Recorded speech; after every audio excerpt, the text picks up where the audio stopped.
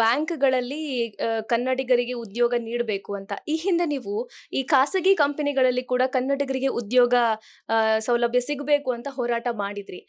ಆಗ ಏನು ಪ್ರಯೋಜನ ಆಗ್ಲಿಲ್ಲ. ಸೊ ಇದಕ್ಕೆ ಕಾರಣ ಏನು? ಜೊತೆಗೆ ಈ ಏನು 3 ಬೇಡಿಕೆಗಳನ್ನ ಇಟ್ಟಿದ್ದೀರಾ, ಇದು 100ಕ್ಕೆ 100% ಅಸ್ತಿತ್ವಕ್ಕೆ ಬರುತ್ತೆ ಅಂತ ನಿಮ್ಗೆ ಆತ್ಮವಿಶ್ವಾಸ ಇದೆಯಾ ಸರ್? ಹೌದು.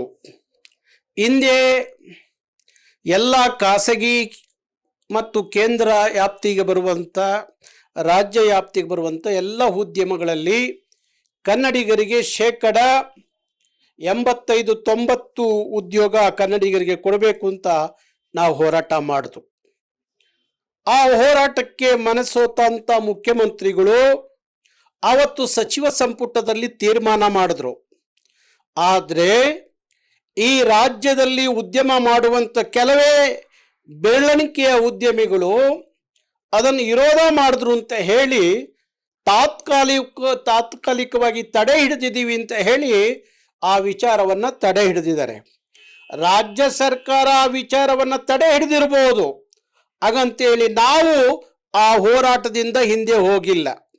ಆ ಹೋರಾಟ ಡಾಕ್ಟರ್ ಸರೋಜಿನಿ ಮಹಿಷಿ ವರದಿ, ಈ ಕನ್ನಡದ ಮಕ್ಕಳ ಉದ್ಯೋಗ ಮೀಸಲಾತಿ ವಿಚಾರದಲ್ಲಿ ಇವತ್ತಿಗೆ ಅನುಗುಣವಾಗಿ ಒಂದು ಕಾಯ್ದೆ ಮಾಡೋವರೆಗೂ ಸರ್ಕಾರ ನಾವು ಬಿಡೋದಿಲ್ಲ, ಯಾವುದೇ ಕಾರಣಕ್ಕೂ ಬಿಡೋದಿಲ್ಲ. ಹಾಗೆ ಇಲ್ಲಿ ಏಜೆನ್ಸಿಗಳು, ಇಲ್ಲಿ ಬರುವಂಥ ಪ್ರಾಡಕ್ಟ್ಗಳೇನಿದ್ದಾವೆ, ಉತ್ಪನ್ನಗಳೇನಿದ್ದಾವೆ, ಅದರ ಏಜೆನ್ಸಿಗಳು ಕನ್ನಡಿಗರಿಗೆ ಕೊಡದೆ ಹೋದರೆ ಅಂಥ ಯಾವುದೇ ಏಜೆನ್ಸಿಗಳು, ಅಂಥ ಯಾವುದೇ ಪ್ರಾಡಕ್ಟ್ಗಳು, ಉತ್ಪನ್ನಗಳು ಇಲ್ಲಿ ಮಾರಾಟ ಮಾಡೋಕ್ಕೆ ಕರ್ನಾಟಕ ರಕ್ಷಣಾ ವೇದಿಕೆ ಬಿಡಲ್ಲ ಅನ್ನೋದು ಅದು ಪಕ್ಕ. ಯಾಕೆ ಅಂದರೆ ಕರ್ನಾಟಕ ರಕ್ಷಣಾ ವೇದಿಕೆಗೆ ಗೊತ್ತಿದೆ, 26 ವರ್ಷಗಳಿಂದ ನಿರಂತರವಾಗಿ ಕರ್ನಾಟಕ, ಕನ್ನಡ ಇದನ್ನು ಉಳಿಸಿ ಬೆಳೆಸ್ಕೊಂಡು ಹೋಗಬೇಕು ಅನ್ನೋ ವಿಚಾರದಲ್ಲಿ ನಾವು ಯಾರ ಹತ್ರ ರಾಜಿ ಆದವರಲ್ಲ. ಈಗಲೂ ಹೇಳ್ತಾ ಇದ್ದೀನಿ, ಈ ರಾಜ್ಯದಲ್ಲಿ ನಿಮ್ಮ ಪ್ರಾಡಕ್ಟ್ಗಳು ಮಾರಾಟ ಆಗಬೇಕು ಅಂದರೆ ನಿಮ್ಮ ಪ್ರಾಡಕ್ಟ್ಗಳ ಮೇಲೆ ಕನ್ನಡ ಕಡ್ಡಾಯವಾಗಿ ಹಾಕಲೇಬೇಕು.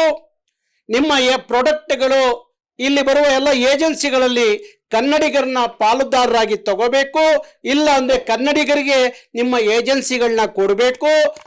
ಕೊಡದೆ ಹೋದರೆ ನಿಮ್ಮ ಯಾವುದೇ ಪ್ರಾಡಕ್ಟ್ಗಳು ಕರ್ನಾಟಕದಲ್ಲಿ ಮಾರಾಟ ಆಗೋಕ್ಕೆ ಕರ್ನಾಟಕ ರಕ್ಷಣಾ ವೇದಿಕೆ ಬಿಡಲ್ಲ. ಲೇಟೆಸ್ಟ್ ಹಾಗೂ ಇಂಟ್ರೆಸ್ಟಿಂಗ್ ಸುದ್ದಿಗಳಿಗಾಗಿ ಬಾಸ್ ಟಿವಿ ಕನ್ನಡ ಚಾನೆಲ್ನ ಸಬ್ಸ್ಕ್ರೈಬ್ ಮಾಡಿ. ಹಾಗೆಯೇ ಬೆಲ್ ಐಕಾನ್ ಪ್ರೆಸ್ ಮಾಡಿ. ಇದರ ಜೊತೆಗೆ ಫೇಸ್ಬುಕ್, ಇನ್ಸ್ಟಾಗ್ರಾಮ್, ಎಕ್ಸ್ನಲ್ಲೂ ಮಿಸ್ ಮಾಡದೆ ಫಾಲೋ ಮಾಡಿ.